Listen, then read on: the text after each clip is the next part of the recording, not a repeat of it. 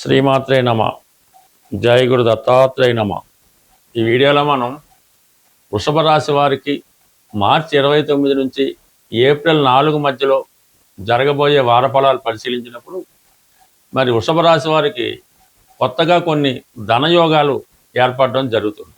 Already వారికి ధనస్థానంలో గురువు, అది మీ యొక్క వాక్చాతుర్యంతో, మీ కుటుంబ సభ్యుల సహకారంతో మీ ధన సంపాదన చాలా అనుకూలంగా ఉంటుంది.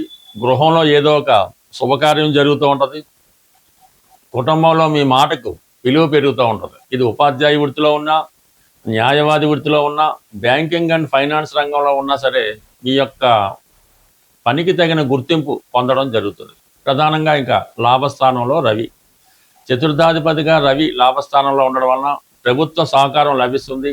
ప్రభుత్వం ద్వారా అంటే ప్రభుత్వ ఉద్యోగులకి ప్రభుత్వ వాహనం కానీ, ప్రభుత్వం వారు మీకు ఏమైనా ఒక గృహాన్ని, ఒక క్వార్టర్ని అరేంజ్ చేయడం కానీ జరిగే అవకాశం ఉంది. అలాగే కొంతవరకు మీ యొక్క ఇంక్రిమెంట్స్, బెనిఫిట్స్, ఉద్యోగంలో అభివృద్ధి లాంటివి ఈ సమయంలో జరిగే అవకాశం ఉంది. అలాగే సాధారణ వ్యక్తులకి తల్లిదండ్రుల ద్వారా స్థిరాస్తి రావడం కానీ, అలాగే స్థిరాస్తి మీద ఆదాయం లభించడం కానీ జరిగే అవకాశం ఉంది. అలాగే మీరు ఏదైనా ఒక గృహం, ఒక స్థిరాస్తి, ఒక ఇల్లు కొనుక్కోవాలనుకుంటే దానికి తగినటువంటి రుణ ప్రయత్నాలు కూడా ఈ సమయంలో ఫలించే అవకాశం ఉంది. ప్రభుత్వ పథకాలు వర్తిస్తాయి. విద్యార్థులకి స్కాలర్షిప్ లాంటిది లభిస్తూ ఉంటుంది. ఇక మనకి శని భగవానుడు రవితో కలిసి లాభస్థానంలో ఉండడం వలన మీరు ఏదైనా ఒక ప్రభుత్వ పదవి కోసం కానీ, ఒక నామినేటెడ్ పోస్ట్ కానీ ప్రయత్నం చేస్తుంటే ఈ సమయంలో అది జరిగే అవకాశం ఉంది. మీకు వారసత్వంగా మీ పెద్దవారు చేస్తున్నటువంటి వృత్తిలోకి మీరు ప్రవేశించాలన్నా, మీ తండ్రి గారు లేదంటే మీ తాతగారితో కలిసి వారి యొక్క వ్యాపారంలో పాల్గొవాలనుకున్నా ఇది చాలా అనుకూలంగా ఉంటుంది. అలాగే మీ యొక్క పెద్దవారి దగ్గర కొన్ని వృత్తిపరమైన రహస్యాలు తెలుసుకోవడం కానీ, వారి సలహాలు పాటించి కొత్తగా మీరు ధనాన్ని ఆర్జించే ప్రయత్నంలో చాలా వరకు సక్సెస్ అయ్యే అవకాశం ఉంది. మొత్తం మీద ప్రభుత్వ ఉద్యోగులకి, కొత్తగా ప్రభుత్వ ఉద్యోగం సంపాదిస్తున్న వారికి ఇది చాలా డెవలప్మెంట్గా, ఇంప్రూవ్మెంట్గా, లాభసాటిగా ఉండే అవకాశం ఉంది. ఇక ప్రధానంగా ప్రస్తుతం కుజుడు దశమస్థాన సంచారం జరుగుతుంది. దానివల్ల వృత్తిలో చాలా స్ట్రిక్ట్గా ఉంటారు. ఏ పనైనా అనుకున్నదే పూర్తి చేయాలనే ప్రయత్నంలో సక్సెస్ అవ్వడం జరుగుతుంది. బట్ ఈ వారం 2వ తారీఖు నుంచి కుజుడు లాభస్థానంలోకి రాస్తున్నారు. ఇది ఖచ్చితంగా మీకు సప్తమాధిపతి లాభస్థితి కాబట్టి మీ జీవిత భాగస్వామికి, ముఖ్యంగా మీరు స్త్రీ అయి ఉంటే మీ భర్త గారికి ఏదో ఒక ఉద్యోగం రావడం కానీ, లేదంటే మీకు మీ అత్తగారి తరపు నుంచి కానీ, భార్య తరపు నుంచి కానీ, భర్త తరపు నుంచి కానీ ఏదైనా ఆస్తి కానీ, ధనం కానీ రావాల్సి ఉంటే అది కంప్లీట్గా ఈ సమయంలో కలిసి వచ్చే అవకాశం ఉంది. అలాగే పార్ట్నర్స్గా జాయింట్ వ్యాపారం చేస్తున్న వారికి ఈ వారం కొంతవరకు అనుకూలించడం కానీ, వారితో కలిసి మీకు కొత్త వ్యాపారం చేయడానికి కూడా ఇది చాలా వరకు సహకరించడం జరుగుతూ ఉంటుంది. అలాగే భూములు, స్థిరాస్తులపైన ఆదాయం కలుగుతుంది. అన్నదమ్ములు, బావమరుదులు చాలా వరకు సహకరించే అవకాశం ఉంది. బట్ ఏదైనా ఆదాయం అన్నది గతంలో కన్నా ఈ వారం మరింత పెరిగే అవకాశం ఉంది.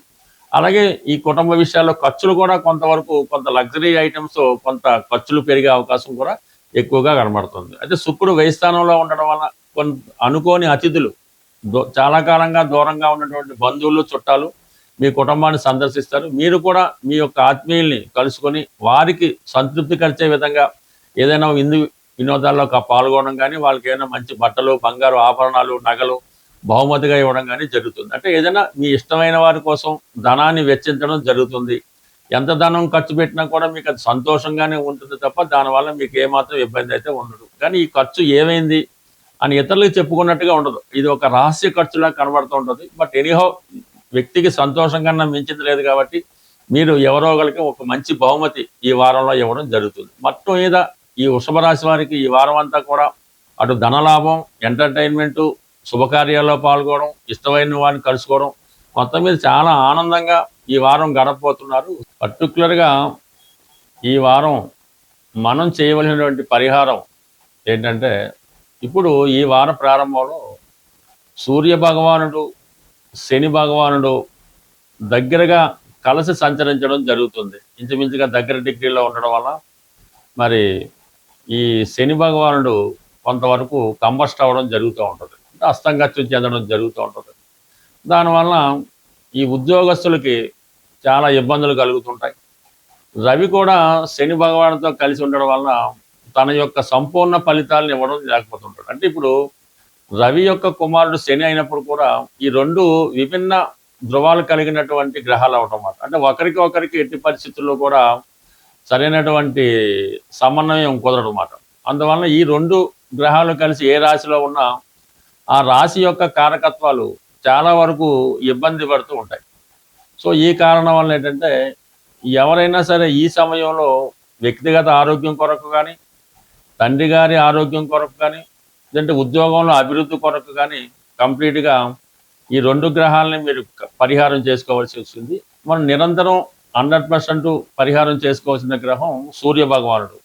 అంటే సూర్యుడే మనకి వెలుగుని, జీవితాన్ని, ప్రాణాన్ని అన్నీ సమకూరుస్తూ ఉంటాడు.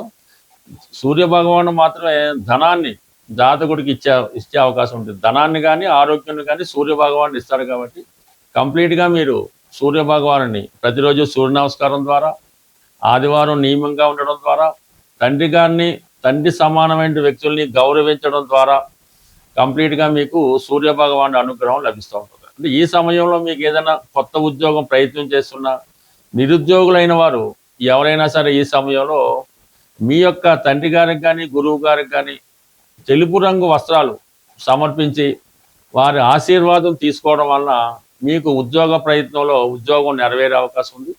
అలాగే ప్రస్తుతం మరి ఈ సమయంలో మీరు ఉద్యోగం కొరకు ఆశిస్తున్నటువంటి నిరుద్యోగులు ఎవరైనా ఉంటే మీరు శ్రీరాముల వారి పట్టాభిషేకం ఫోటో ఒకటి తీసుకొని ఆ పట్టాభిషేకం అన్నటువంటి ఫోటోకి మీకు సాధనతార రోజు కానీ, మీ నక్షత్రానికి సాధనతార రోజు కానీ, లేదంటే క్షేమతార రోజు, లేదంటే సంపత్తు తారాబలం చూసుకొని ఆ శ్రీరామ పట్టాభిషేకాన్ని రామరక్షా స్తోత్రం అన్నది పారాయణ చేసి రాముల వారికి, లక్ష్మణుల వారికి, భరత శత్రులు అందరికీ కూడా ఆలోచించుకొని ఒక చక్కని, అంటే మీరు ఏదైతే తింటారో అటువంటి భోజనాన్ని నైవేద్యంగా పెట్టవలసి ఉంటుంది.